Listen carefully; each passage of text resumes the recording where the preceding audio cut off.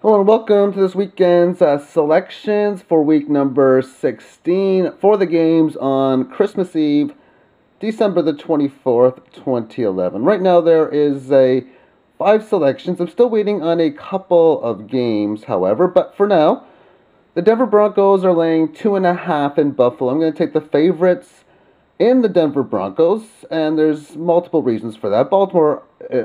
Buffalo has never done well after Miami, going back to when Jim Kelly was like 27. And I don't know why, but it just doesn't seem to happen. And even for that matter, there's multiple reasons to take the Denver Broncos. The temperatures are going to be around freezing. And this is Tim Tebow's first ever cold weather game.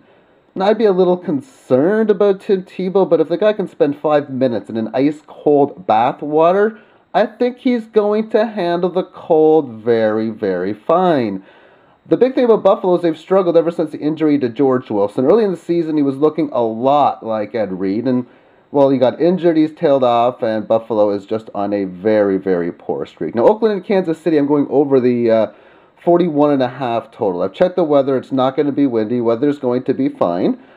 And within this matchup, you got an Oakland team that has had very little difficulties in scoring, but much the large amount of difficulties in stopping the points. Kansas City, coming into last week, failed to score over 10 points since Halloween. Well, they scored 19 against Green Bay, and you might say they're coming off a big win, and you don't really want to play them too much. So I do have an opinion on Kansas City because I don't believe in that. You have Kyle Orton trying to work within a long-term contract. They still have a shot to make the playoffs, but I think the easier play is to take the over on the 41.5 points, as it's very easy to run against the Oakland Raiders, and I expect Kansas City with Jackie Battle and, of course, Thomas Jones to run the ball. The third pick is the Minnesota Vikings, taking 6.5 points in Washington. Washington's coming off a win against the New York Giants, so I'm fading that bad team that's coming off of a big win, but it goes deeper than that because Toby Gerhart in Minnesota, running back, is playing extremely well, and it looks like they're going to get him plugged into the lineup, but what I really want, or who I really want to see plugged, is that of Joe Webb. San Diego is taking on Detroit, and the over-under on that game is 52 points. The play is on the over. And this is something I want to do, or this is something I'm noticing with Detroit Lions games, is they're high scoring. They have really weaker defenses, and they can score with the best of them. Matthew Stafford, an outstanding quarterback. I don't think San Diego in a dome is going to cause much resistance, if any whatsoever.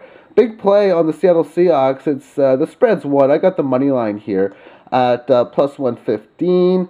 And a lot of reasons for that. San Francisco with a day and a half difference in time playing, going from a shorter week, because normally a Monday night game to Sunday afternoon is a short week. Well, if that's the case, Monday night to Saturday afternoon is even shorter.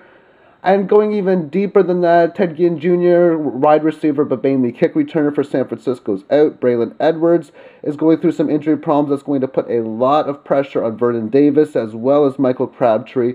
And the Seattle defense they are amazing. It's a hot team. And yeah, they've beaten up on some weaker teams, but they've also played well against some stronger teams like the Philadelphia Eagles as well.